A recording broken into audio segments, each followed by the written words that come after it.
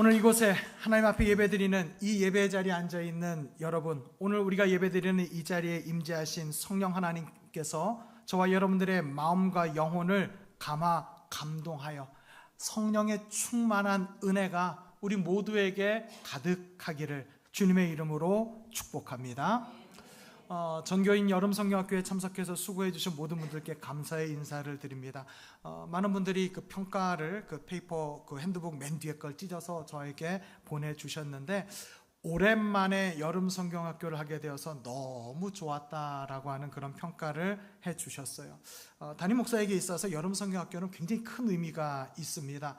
여름성경학교를 통하여서 단 한 사람이라도 하나님의 음성을 듣고 하나님을 만나 변화되는 기회가 되기를 원했기 때문에 이 전교인 여름성경학교는 너무나 소중한 시간이었어요. 어느 누군가에게는 그저 한번 지나가는 행사였다면, 누군가에게는 변화를 직접 체험하는 기회가 되었기에 너무나 감사한 시간이었어요. 예수님께서 누가복음 15장 7절 말씀에 한 사람으로 인해서 하나님 나라에서 크게 기뻐한다고 말씀하셨는데요, 저는 이렇게 해석합니다. 한 사람의 변화가 하나님 나라의 축제가 됩니다. 저는 이렇게 해석을 합니다. 한번 따라해 보세요. 한 사람의 변화가 하나님 나라의 축제가 됩니다. 그럼 기왕에 했으니 우리 옆 사람에게 이렇게 축복하면서 말씀할까요? 당신의 변화가 하나님 나라의 축제가 됩니다. 아직 훈련이 안 되신 30%를 위해서 다시 알려드립니다. 당신 하지 마시고 옆에 권사님이면 권사님, 물론 부부지간에는 괜찮아요. 그런데 장로님한테 당신 그러지 마시고 장로님에게는 장로님 이렇게 표현해 주면 좋겠습니다. 한 번만 더 합시다. 당신의 변화가 하나님 나라의 축제가 됩니다.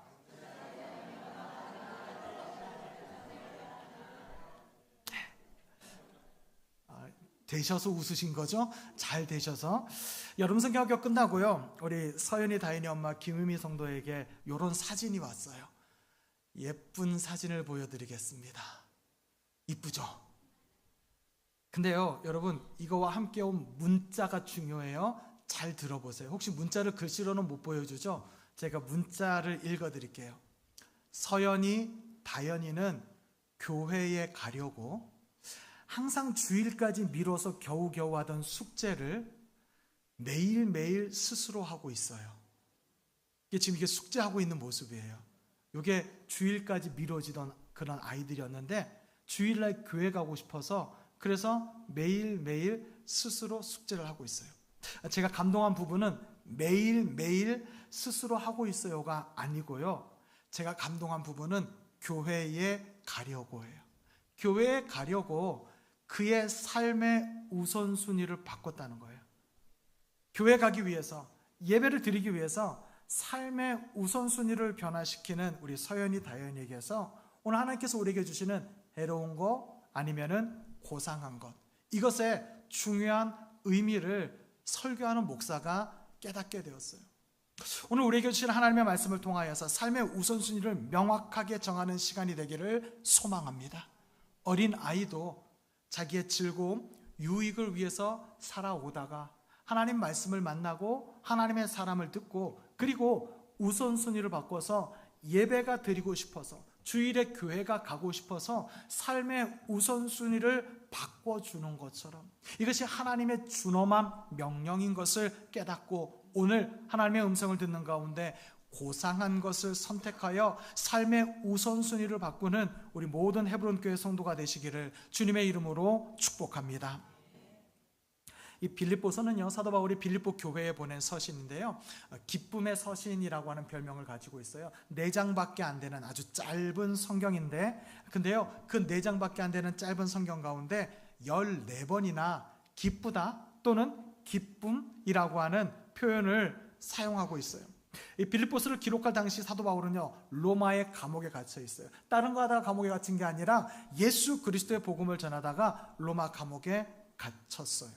이런 상황에서 감옥에 갇혀 있는 사도 바울이 빌립보 교인들을 향하여서 기뻐하십시오라고 권면하고 있어요. 그러면서 무슨 말을 하냐면은 나도 지금 너무너무 기쁩니다 그래요. 감옥에 갇혀 있는 사도 바울이 나도 지금 너무너무 기쁩니다라고 말을 하고 있어요. 어떻게 이런 말이 나올 수 있을까? 성경을 오해하는 사람들은 이런 말을 합니다. 빌립보 교회가 사도 바울의 선교를 위해서 선교 헌금을 넉넉하게 보냈기 때문에 감사하는 마음으로 빌립보 교인들에게 내가 너무너무 기쁩니다라고 말을 했다라고 오해를 하기도 해요. 여러분, 이 빌립보서를 오늘 2부 예배 마치고 집에 가기 전에 점심 식사하시고 잠깐 앉아서 구역이 둘러앉아 한번 같이 읽어보세요. 한 10분이면은 이 4장을 다 읽을 수 있을 거거든요.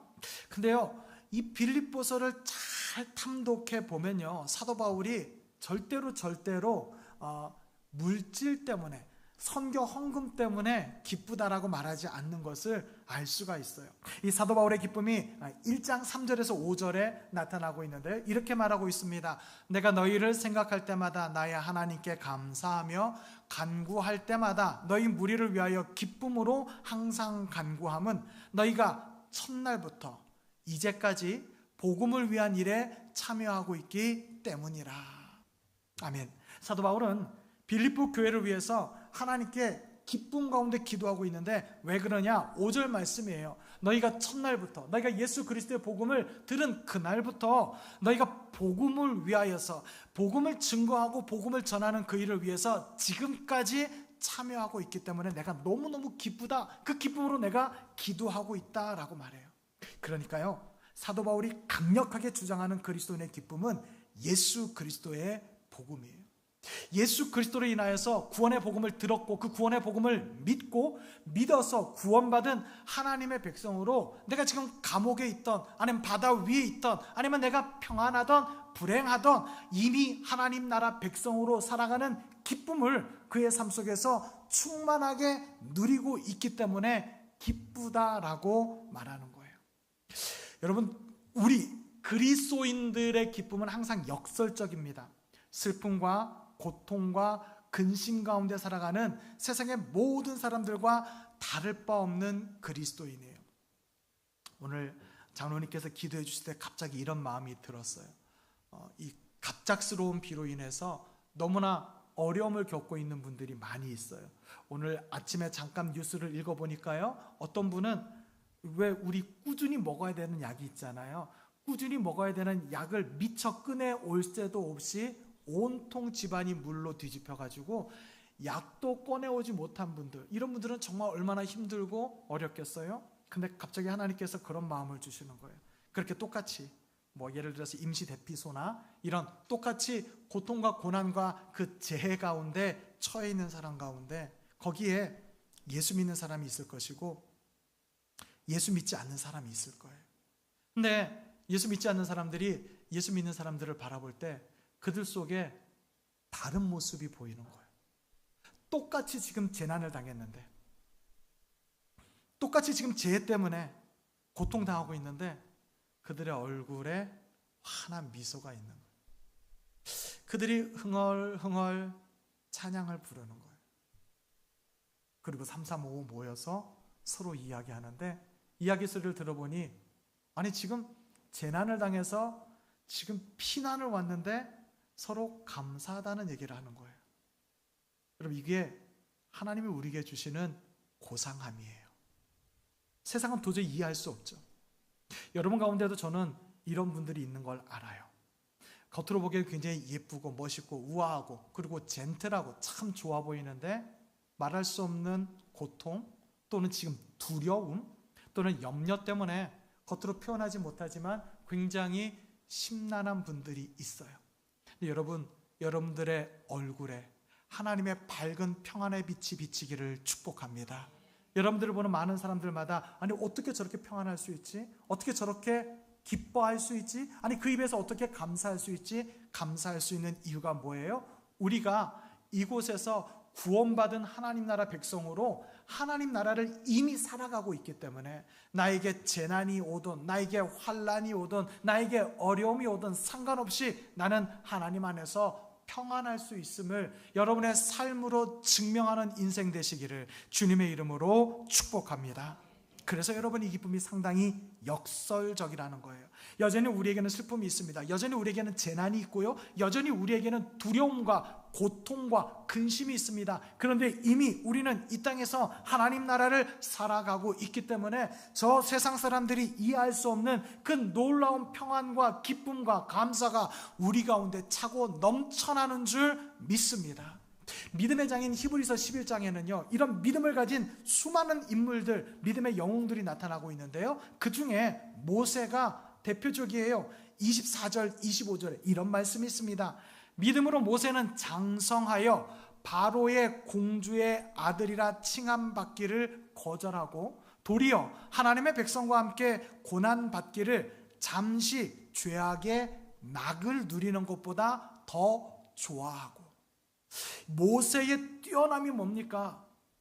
바로의 궁정의 왕자의 신분으로 즐겁게 누리는 즐거움보다 하나님의 백성과 함께 고난받는 것이 오히려 즐겁다고 고백하는 역설적인 기쁨의 삶이 모세의 위대함이라는 거예요. 사랑하는 헤브론 교회 성도들에게 왕궁의 화려함을 거절하고 하나님의 백성과 함께 고난받기를 더 좋아하는 이 모세의 기쁨, 슬픔과 고통과 근심과 두려움 가운데 하나님 나라를 살아가는 평강과 기쁨이 우리 가운데 충만하기를 축복합니다.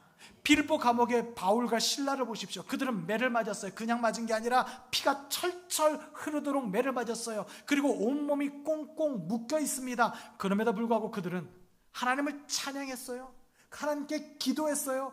옥토가 흔들리고 묶인 것이 풀어진 역사가 그 감옥 가장 깊은 곳에서 하나님 나라를 누렸던 바울과 실라의 기쁨, 평안 가운데 있었습니다. 오늘 우리 헤브론 교회 성도 가운데 이런 기쁨과 평안이 충만하기를 주님의 이름으로 축복합니다. 여러분, 이 역설적인 기쁨이, 이 역설적인 평안이 바로 고상한 것이에요. 오늘 우리가 읽은 본문 8절 말씀에서 말씀하고 있는 고상한이라고 하는 것은요, 헬라어로 휘페레콘이라고 하는 단어를 쓰는데요, 이게 신약성경 전체를 통틀어서 5번밖에 안 쓰였는데 이 빌립보서에서만 3번 쓰이고 있어요. 이 휘페레콘이라고 하는 단어의 뜻은요, 탁월하다라는 뜻을 가지고 있어요. 저는 예전에 여러분들에게 성결교회 주일 때 성결을 여러분들에게 말씀드리면서 성결은 거룩과 같은 말인데요, 이 거룩한 것은 남들과 다른 독보적인 것입니다 라고 하면서 영어 단어로 제가 굉장히 오래됐기 때문에 기억하실 리가 없을 거라고 생각하고 영어 단어로 우리가 유니크라고 하는 단어를 썼어요. 독보적인, 독특한. 그래서 제가 이 휘페레콘이라는 단어를 유니크로 이해하시면 좋을 것 같아요. 세상에 없는 거죠. 둘 없는 거예요. 하나밖에 없는 거죠. 빌립보서에 3번 이 단어가 나오는데요, 4장 7절에 모든 지각에 뛰어난 하나님의 평강이 그리스도 예수 안에서 너희 마음과 생각을 지키시리라.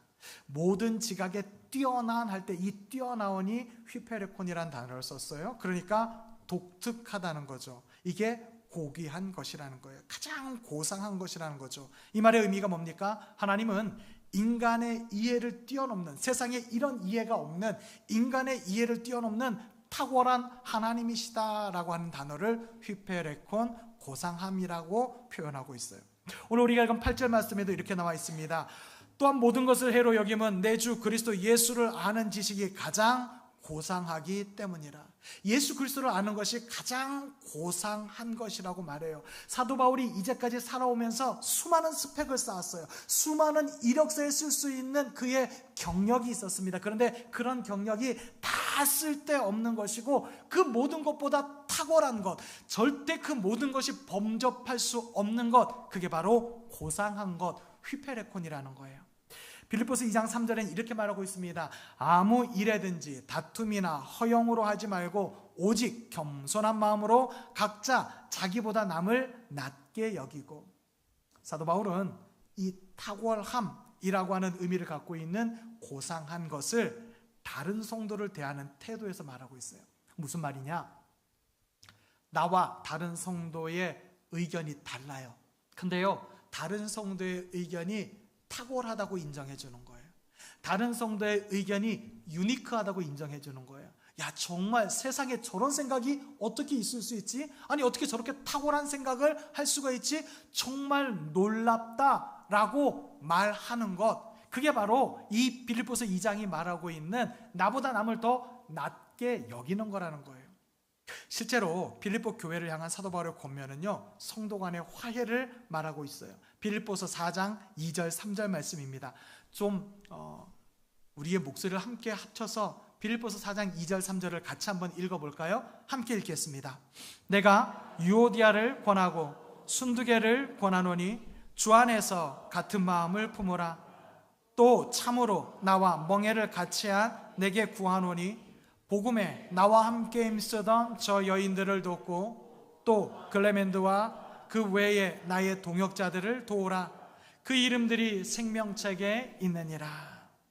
얼핏 보면요, 이 지금 그 갈등을 겪고 있는 유오디아라고 하는 여인과 순두개라고 하는 이 여인에게 얼른 화해해. 마치 초등학교에서 아이들이 싸우면 선생님이 불러다 놓고 자, 손 내밀어 악수해, 이러는 것처럼 얼른 화해해 라고 꾸짖는 것처럼 보여요. 그런데 속내를 들여다보니까 그렇지 않아요.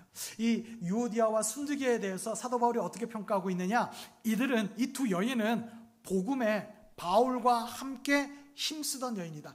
힘껏 교회를 위해서, 예수 그리스도의 복음을 위해서 애쓰고 노력하던 여인이라는 거예요. 3절 말씀의 끝에 뭐라고 합니까? 그 이름들이 생명책에 기록되었다고 말씀하고 있어요. 그러니까 유오디아와 순두개, 이 두 여인은 빌립보 교회에 충성된 일꾼이고 사도 바울의 신실한 동역자예요. 그런데 이렇게 신실한 성도 사이에 분쟁이 생겼어요. 여러분, 어떻게 하면 좋겠어요? 교회에 아주 충성스러운 권사님과 권사님 사이에 아주 심한 싸움이 붙었어요. 제가 성을 붙이면 모두가 시험에 들 수 있으니까 A 권사님과 B 권사님 사이에 큰 다툼이 일어났어요. 그럼 여러분, 박대홍 목사는 A 권사님 편 들까요? B 권사님 편 들까요? 말을 못하겠어요? 아무 편도 들지 말라고요? 둘 다 삐지는데 그러면? 사도 바울이요, 지금 그런 상황이에요. 유오디아, 순두개, 빌립보 교회에서 너무 충성스러운, 이들이 없으면 교회가 유지되지 않는 아주 기둥과 같은 두 여인이에요. 근데 두 여인이 싸웠네. 분명히 사도 바울이 뭔가 결단을 내려야 되는데 사도 바울이 이렇게 말해요. 주 안에서 같은 마음을 품으라. 빌립보서 2장 말씀입니다. 여러분, 2장 5절에서 8절까지의 말씀 우리 한번 같이 한번 읽어볼까요? 함께 읽겠습니다. 너희 안에 이 마음을 품으라. 곧 그리스도 예수의 마음이니 그는 근본 하나님의 본체시나 하나님과 동등됨을 취할 것으로 여기지 아니하시고 오히려 자기를 비워 종의 형체를 가지사 사람들과 같이 되셨고 사람의 모형으로 나타나사 자기를 낮추시고 죽기까지 복종하셨으니 곧 십자가에 죽으심이라. 아멘. 교회 안에서요, 물론 교회 밖에서도 그렇죠. 교회 밖에 가치관이 교회 안에 들어왔기 때문에 그래요. 교회 안에서요, 서로의 생각이 다를 때 우리는 상대방에게 내 생각이 옳으니까 날 따라야 돼 라고 말해요.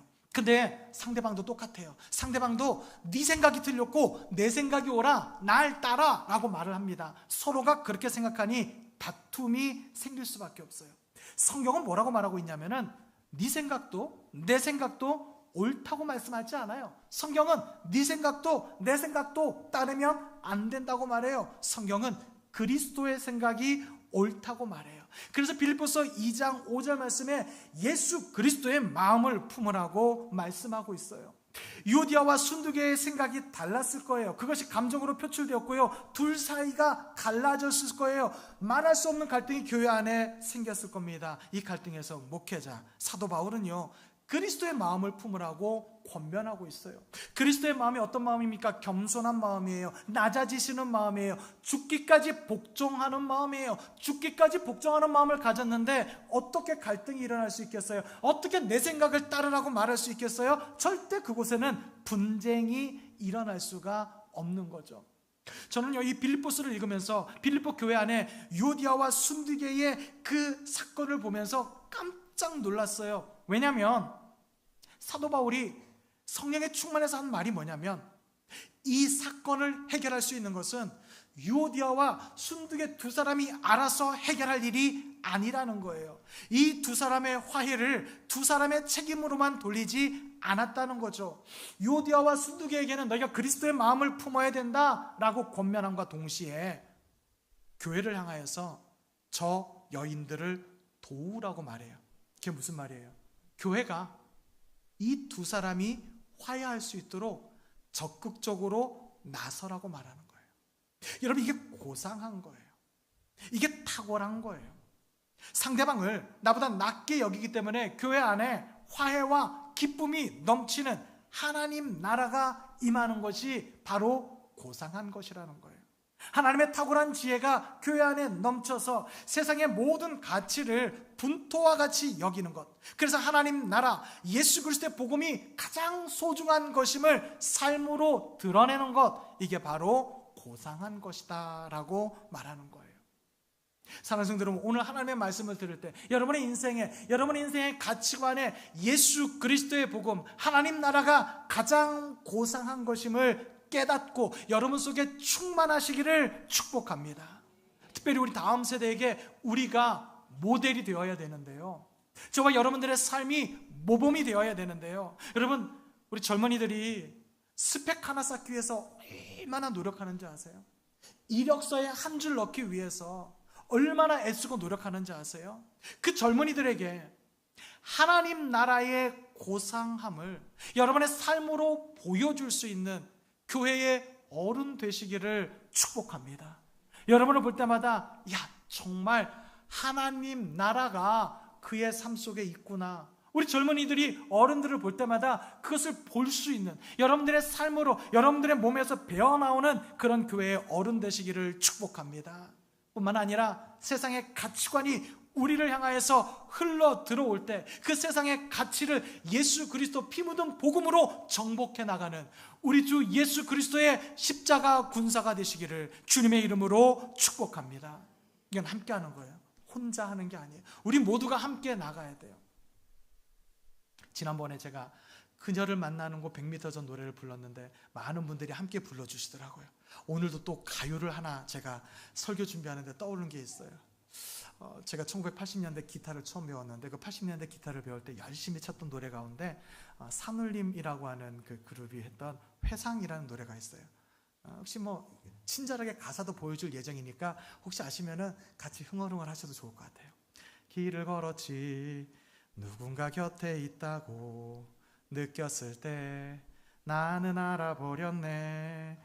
이미 그대 떠난 후라는 걸 나는 혼자 걷고 있던 거지. 갑자기 바람이 차가워지네. 요거 뒤에는 바람이 차가우니까요 마음은 얼고 이렇게 나오거든요.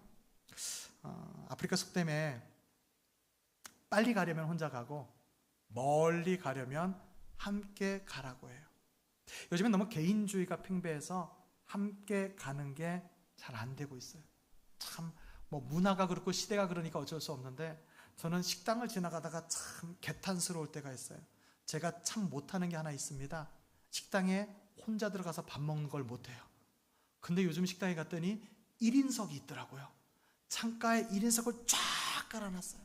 야, 혼자 밥 먹는 사람이 얼마나 많으면 1인석을 저렇게 만들어놨을까. 그리스도인들은 함께입니다. 교회는 함께 가는 거예요. 여러분, 함께 가다가 자기에게 매몰되어지면 어느 순간 나와 함께 가던 사람이 떠나버렸다는 것을 깜짝 놀라며 깨달을 때가 있어요. 여러분, 인생의 목적지가 분명하잖아요. 천국 아니면 지옥이에요. 여러분, 어디 가느라고 그렇게 분주하게 바쁘게 빨리 달려가면서 옆에 사람이 있는지 없는지도 모르고 달려가세요? 하나님이 말씀하신 고상한 것은요, 나 혼자 잘 되는 게 아니에요. 빌립보서가 말씀하고 있는 예수 그리스도를 아는 지식인 그 고상함은 나만 잘 되는 게 아니에요. 우리가 함께 손붙잡고 함께 나아가는 그 고상한 것을 기뻐하는 여러분의 인생 되시기를 축복합니다. 이 회상이라는 노래가 결말이 이렇게 가요. 언제나 내 곁에 있었을 것 같은 그 동반자가 어느 날 돌아보니까 이미 떠나 있는 거예요. 그걸 깨닫는 순간 이렇게 말하는 거죠. 묻지 않았지 왜 나를 떠났느냐고. 하지만 마음 너무 아팠네. 이미 그대 돌아서 있는 걸 혼자 어쩔 수 없었지. 그 다음에 막 눈물이 나는 가사 아니에요? 미운 건 오히려 나였어. 고상한 걸 선택하지 않고 세상의 가치관, 분토만도 못한 해로운 것을 선택한 그 사람 곁에 아무도 남지 않은 거예요. 내가 돈이 있으면 내 곁에 많이 있을 줄 알았는데, 내가 명예가 있으면 내 곁에 사람들이 많을 줄 알았는데, 내가 권력이 있으면 내 곁에 사람들이 많을 줄 알았는데, 여러분 인생 살아오시면서 다 보셨잖아요. 돈이 있어도 사람이 다 떠나가고요, 내게 명예가 있어도 사람들이 다 떠나가고요, 내게 권력이 있어도 그 권력이 사라지는 순간 다 사라지는 것을 여러분 아시지 않습니까? 그때 뭐라고 한다고요? 미운 건 오히려 나였어. 내 잘못이야. 내가 인생을 그렇게 살다 보니 이 모양 이 꼴이야. 사도 바울이 이것을 자기 인생을 통하여서 구구절절히 말하고 있어요. 오늘 5절과 6절을 우리가 읽었는데요, 5절과 6절은 뭘 말하냐면 사도 바울이 자기의 스펙을 말하고 있어요. 나는 8일 만에 할례를 받았어. 이건 뭐냐면은 유대인들에게 있어서 8일 만에 할례를 받는 것은 두 가지 의미예요. 하나는 내가 진짜 유대인이야, 내가 정통파야 라고 말하는 것이고요, 또 하나는 뭐냐면 내가 구원받은 사람이야, 내 몸에 할례를 행함으로 내가 하나님 나라 백성이라는 것을 보여주는 거야. 그 8일 만에 할례를 받았다는 것은 굉장한 자부심이에요. 그리고 베냐민 지파라고 말해요. 12지파가 있지만 그 중에 베냐민 지파는요, 우리나라로 말하면은 왜 이게 성씨 가지고 어느 집안 어느 왕족이라고 말하는 거 있잖아요. 이 베냐민 지파라고 하는 것은 굉장한 자부심을 갖는 지파예요. 게다가 뭐라고 말하냐, 나는 이스라엘 사람 중에 히브리인 중에 히브리인이다. 나는 정말 골수 유대인이야. 내가 정통 유대인이야 라고 강조하고 있어요. 그러면서 하나님의 율법을 지키는 일에는 바리새인으로 완벽에 가까웠기에 율법의 의로는 흠이 없다고 스스로 말할 정도로 완벽한 사람이었어요. 자신의 열심을 말합니다. 신앙생활을 말하는 거죠. 신앙의 열심은 예수 믿는 교회와 성도들을 박해하는 일에 있어서 국내 국외를 막느라고 달려가서 그들을 붙잡아서 감옥에 내어주는 열심을 내가 가지고 있었습니다. 이것은요, 사도 바울이 유대인으로서 그 유대인 사회에서 살아가는데 너무나 유용하게 사용할 수 있는 스펙이에요. 우리나라로 말하면은 좋은 회사에 들어갈 수 있고요, 좋은 공무원으로 진출될 수 있고요, 특별 채용될 수 있는 아주 좋은 스펙을 가지고 있어요. 그런데 그 스펙에 대해서 사도 바울이 결론적으로 말하는 것이 뭐냐, 내가 가지고 있는 스펙을 보니 객관적으로 보면 또는 세상의 관점으로 보면 너무나 좋은 거야. 여기에 기록되지는 않았지만 그가 로마 시민권도 가지고 있어요. 그의 학벌은요, 가말리엘 문화에서 공부를 했어요. 그는 어마어마한 스펙을 가지고 있어요. 세상이 보면요, 이 사람은요 대제사장까지도 올라갈 수 있을 만큼 어마어마한 스펙을 갖고 있는데 사도 바울이 뭐라고 말하느냐, 내가 예수를 믿고 보니까, 내가 주관적인 내가 믿음의 눈으로 보니까 이 모든 것들이 내게 해로운 것이다 라고 말해요. 여러분, 그가 이것을 왜 해로운 것이라고 말을 하느냐, 8절 말씀에 모든 것을 해로 여김은 내 주 그리스도 예수를 아는 지식이 가장 고상하기 때문이다. 그가 갖고 있는 스펙이 예수를 아는 그 지식에 방해가 되어지니까 해로운 거라는 거예요. 내가 돈을 갖고 있는데 그 돈이 예수를 아는데 방해가 되어지는 거예요.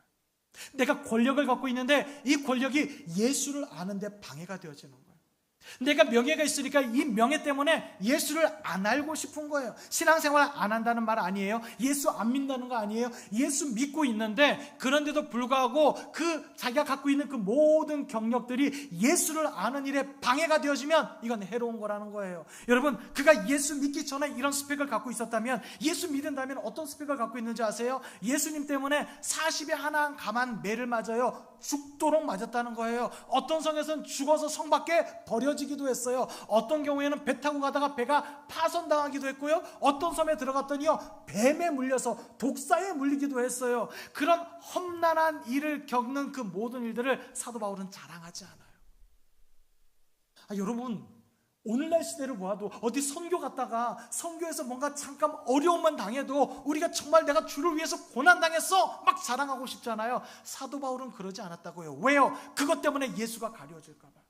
자기의 노력과 자기의 경력과 자기의 어떤 그런 공로 때문에 예수 그리스도가 가려져서 나도 예수를 보지 못하고 다른 사람들도 예수를 보지 못한다면 그게 해로운 거라는 거예요.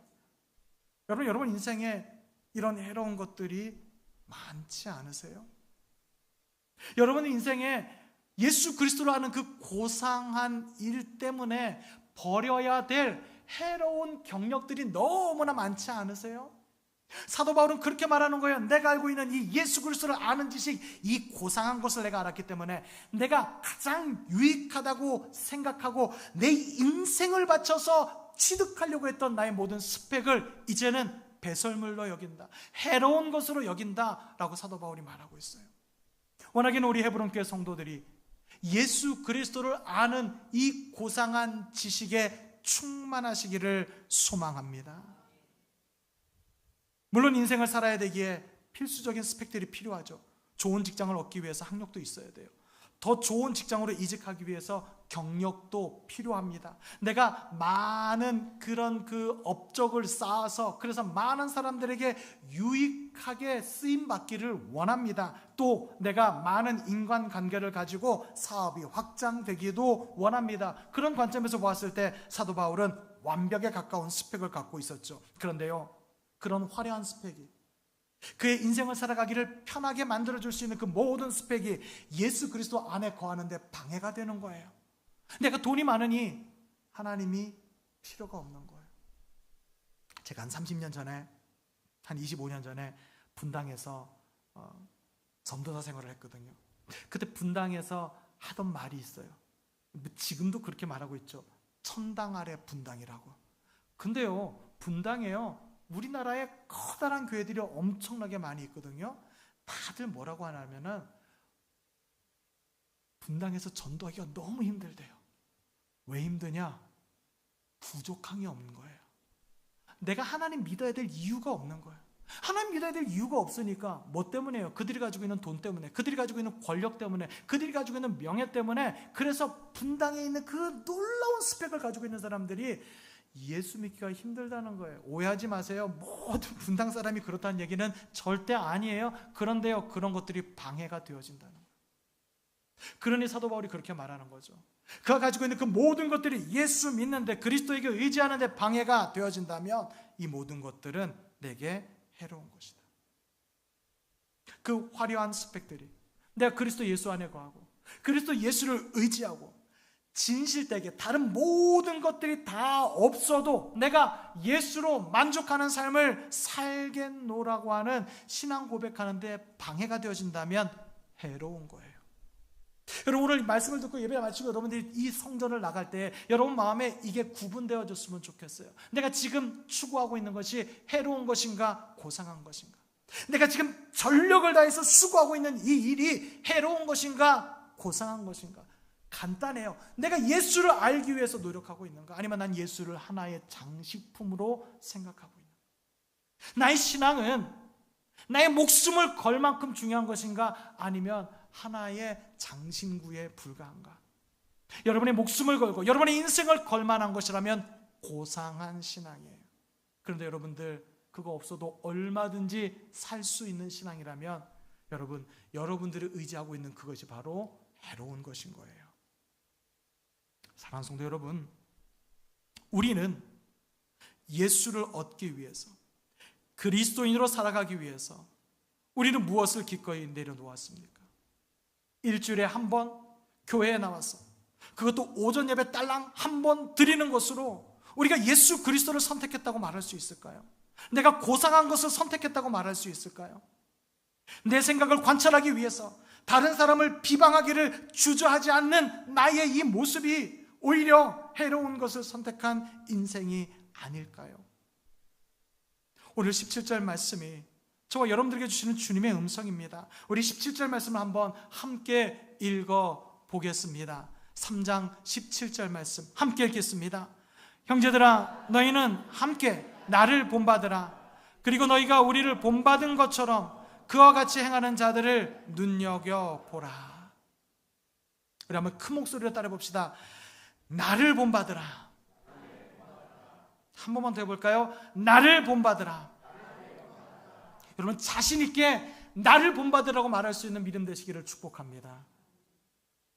여러분, 자신 있게 나를 본받으라고 말할 수 있는 인생 되시기를 축복합니다.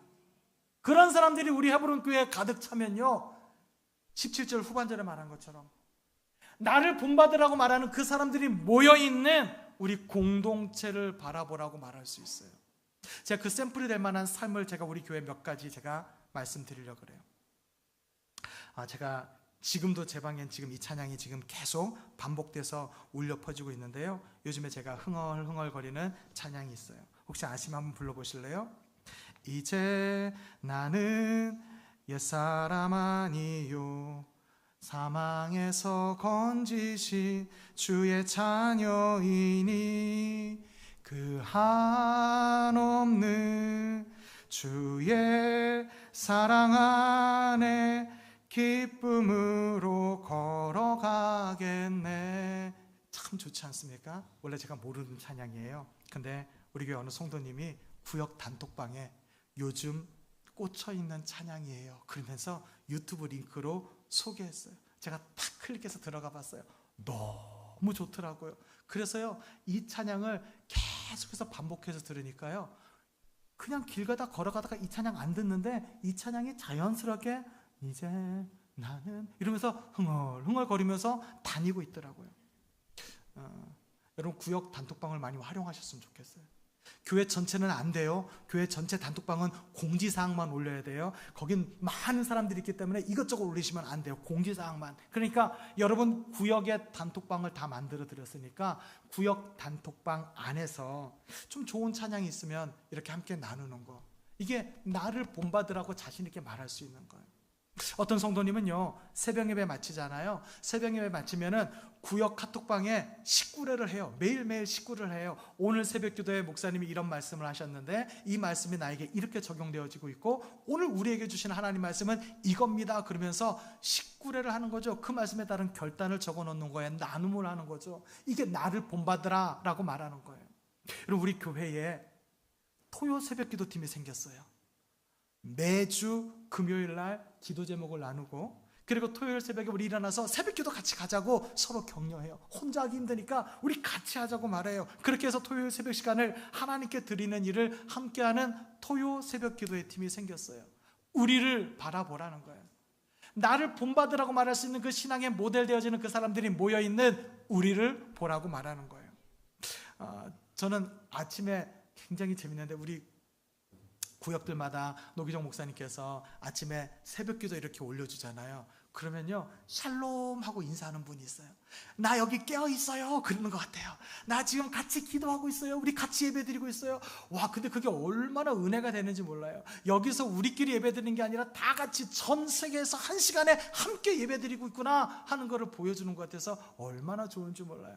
여러분, 구역 카톡에도 아마 있을걸요. 저는 성경을 이제 새벽 예배 마치면 우리 노기정 목사님이 성경 통독을 올려주잖아요. 그러면요, 하루 종일 손을 흔들어요. 나 여기 있어요. 나 읽었어요. 손 흔드는 방법도 여러 가지죠. 이렇게 흔드는 것도 있고, 이렇게 흔드는 것도 있고, 이렇게 흔드는 것도 있고, 여러 가지로 흔들더라고요. 이게 뭐예요? 나를 본받으라. 우리를 좀 보십시오.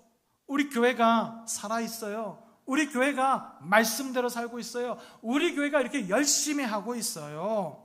우리가 함께 하자고, 우리가 함께 믿음을 세워가자고, 우리가 함께 손 붙잡고 나아가자고, 우리가 하나님 나라를 향해서 함께 가자고 말하는 거예요.